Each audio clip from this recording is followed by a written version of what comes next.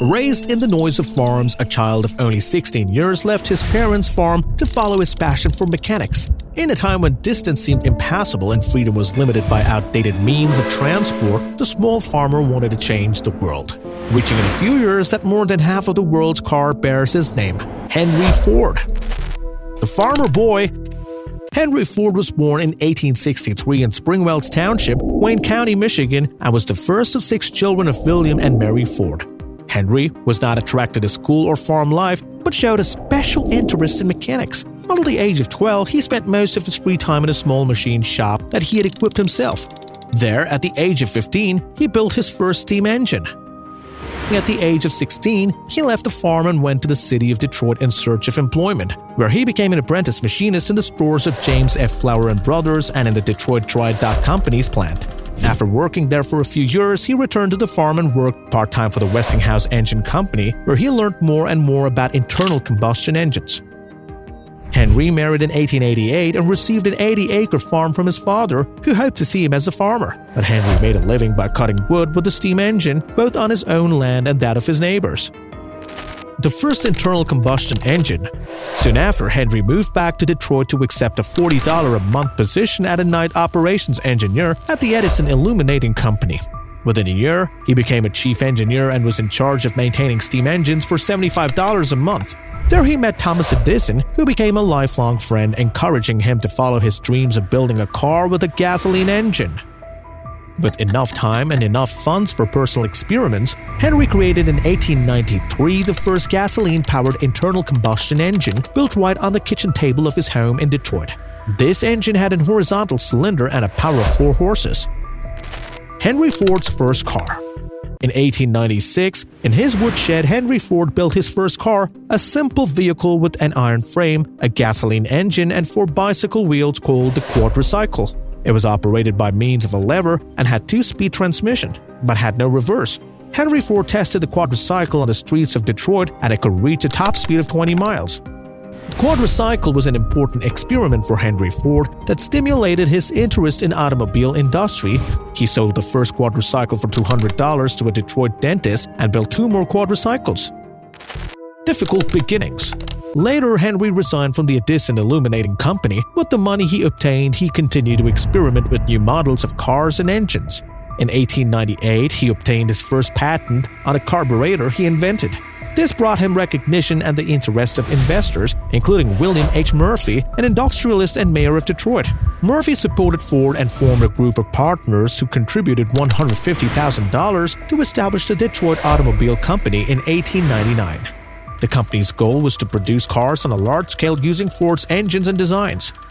The car produced by the company had 4 seats with a 2-cylinder engine and a power of 8 horses. The car had a top speed of 32 kilometers an hour and had a price tag of $850, equivalent of $30,000 today. The car was not successful in the market because it was too expensive and too difficult to maintain. Only 20 examples of this model were produced before Henry resigned and the company went bankrupt in 1902. Henry Ford was not discouraged by the bankruptcy of the Detroit Automobile Company, but learned from his mistakes and tried to improve his products and strategy, saying that failure is simply the opportunity to start again, this time with greater much intelligence. Racing car. So Henry Ford did not give up on his dream of building cars. He continued to experiment with racing cars and built a sweepstakes, a car in which he won a major race in 1909. Defeating champion Alexander Malcomson. The car built by Ford in his own workshop used a 2-cylinder engine, a power of 26 horses, and had a maximum speed of 116 kilometers. This success brought Ford several investors who formed Henry Ford Company in 1901 with the goal of producing race cars. Ford was vice president and chief engineer of the company, but he also had problems with investors who wanted to focus on passenger cars. Ford still wanted to make racing cars, so he left the company in 1902, leaving his partners to transform the company into the Cadillac Automobile Company. Ford Motor Company. Ford continued to experiment with racing cars and built the 999 and Aero to race cars with which he set speed records. However, Ford still did not have enough money to carry out his projects, so Ford approached Alexander Malcomson, a wealthy and influential coal merchant, to help him finance a new car manufacturing company. The two formed a partnership in 1902 called Ford and Malcomson Limited to develop a new car. With Malcolmson's money, Ford bought equipment and materials to build a prototype car. However, the partnership faced financial difficulties due to debts owed to suppliers, particularly the Dodge brothers. To save the business, Malcomson turned to John S. Gray, president of the German-American Bank of Detroit, who agreed to invest $10,500 in partnership with the other investors. On June 16, 1903, the partnership of Ford and Malcomson reorganized as the Ford Motor Company and began manufacturing cars in a rented factory on Mack Avenue in Detroit, using Ford engines and designs. In order not to repeat the same mistake made in the past, Henry Ford's strategy was to produce simple, reliable, and affordable cars for the masses. The first car produced by the company was a Ford Model A, launched in 1903. It was a four-seater car with a two-cylinder engine, 8 horsepower, and could reach a top speed of 30 miles an hour. It was priced at $850, the equivalent of $29,000 today, and only 1,750 units were produced. Ford Model T and the assembly line. Several car models followed, but the most famous and popular was the Ford Model T, released in 1908. It was a simple, reliable, and affordable car with a four-cylinder engine and a power of 20 horsepower. Ford produced about 100 Model T cars a day, with 2 or 3 people per car and components custom-made by other companies. This displeased Henry, so after much analysis, he developed the assembly line inspired by the principles of mass production and standardization of parts which he observed in the meat industry and watch factories. "No task is too difficult if you divide it into smaller tasks," said Henry Ford. After introducing the assembly line in 1913, Ford was able to produce over 1,000 Model T cars per day with only 1 worker per car, with standardized and interchangeable parts. The assembly line reduced the entire time required to build a chassis from 12 hours to 93 minutes. Moreover, this resulted in the price reduction from $950 to $260. More than 15 million Model Ts were produced, accounting for nearly half of all cars in America. Later in 1904, Ford obtained international status with the founding of Ford Canada. Starting with 1911, Ford expanded to other markets, opening subsidiaries in Great Britain, its first factory outside of North America. It then opened factories in Ireland, England, and France, followed by Denmark, Germany, Austria, and Argentina. Ford versus wars. The World War I severely affected car manufacturers, including Ford. In 1915, Henry Ford tried to stop the war by means of a peace mission to Europe. Although a pacifist, he eventually supported the war effort, and the Model T was used in the production of Ford M1918 tanks and ambulances in 1916. In 1919, Henry and his son Edsel bought all the minority shares of the company, becoming the sole owners. Edsel took over the position of president from his father that year and continued to occupy this position until his death in 1943. During World War II, Ford was affected with many factories being taken over by the Nazi government. Ford continued to produce war vehicles and parts such as 390,000 trucks and tanks, 27,000 engines, 270,000 all-terrain vehicles, and thousands of parts and tools. After the war, Ford regained control of the company and continued to expand, including building a new factory in Britain. The end of an era. Henry Ford resigned as a president of the Ford Motor Company in September 1945, being succeeded by his nephew, Henry Ford II. On April 7, 1947, Henry Ford died at the age of 83 at his Fairline residence in Dearborn, Michigan. He died surrounded by family and friends in an atmosphere reminiscent of his birth 83 years ago. A flood from the Rouge River left the area without electricity, so light was provided by kerosene lamps and candles. Henry Ford's death marked the end of one era and the beginning of another. He left behind a huge legacy that profoundly influenced the American economy and society, as well as the world. He left behind a company that still bears his name and that continues to innovate and produce automobiles for millions of people. Henry Ford was a man who lived by his motto, "Whether you think you can or you can't, you're right." He was a man who thought he could, and he did. He was a man who served humanity through his creations. Henry Ford didn't really die. He lives in every Ford car, in every assembly line, and every invention that improves people's lives. He lives in the history and culture of humanity. A new Ford era.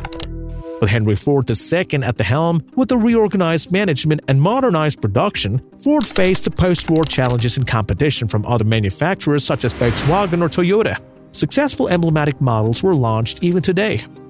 The 1955 Ford Thunderbird was a 2-seater sports coupe, being a commercial success and produced in several generations until 2005. The Ford Mustang was launched in 1964 and created a new category of cars called a pony car. characterized by its compact dimensions, powerful engines, and sporty design.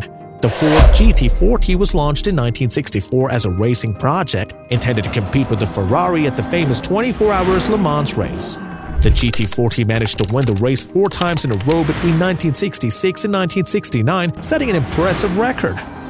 Ford Fiesta was launched in 1976 as a small and economical hatchback intended for the European market and was a real success.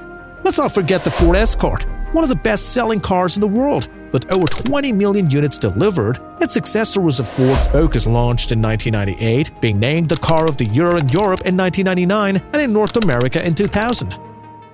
The expansion of the Ford family. In order to expand its portfolio of premium brands, Ford acquired in 1989 and 2000, respectively, the Jaguar and Land Rover brands that produce luxury and off-road cars. Later, he also bought Lincoln, Volvo, and Aston Martin. The financial crisis that threatened the existence of the entire automotive industry followed. Ford was the only one of the big 3 American car companies, along with General Motors and Chrysler, that did not seek government aid to avoid bankruptcy. The company managed to recover by selling the Jaguar, Land Rover, and Volvo brand, by cutting costs and by launching new and competitive models such as Fusion, Edge, or F-150. More technology, more innovation.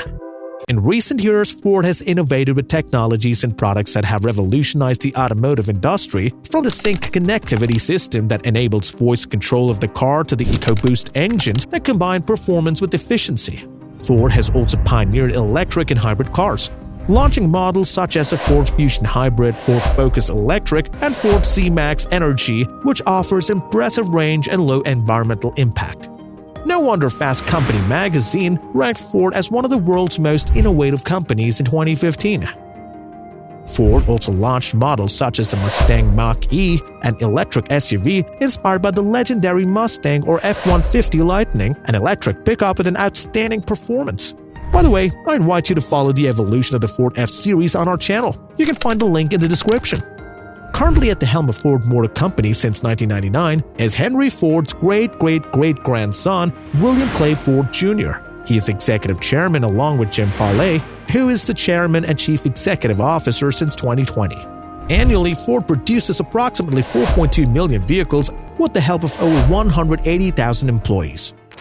Go further. Ford Motor Company is one of the most well-known and respected companies in the automotive industry, with a history of over a century. From Henry Ford's innovative vision that transformed the way cars are produced and consumed to today, where Ford adapts to market and environmental demands, the company has proven that it can remain relevant and competitive. Ford is not satisfied with its achievements, but it aims to go further, provide its customers with quality products, and contribute to the progress of the society. This is the Ford spirit, which has been present from the beginning and which continues to inspire a generation of car enthusiasts according to its slogan, "Go further."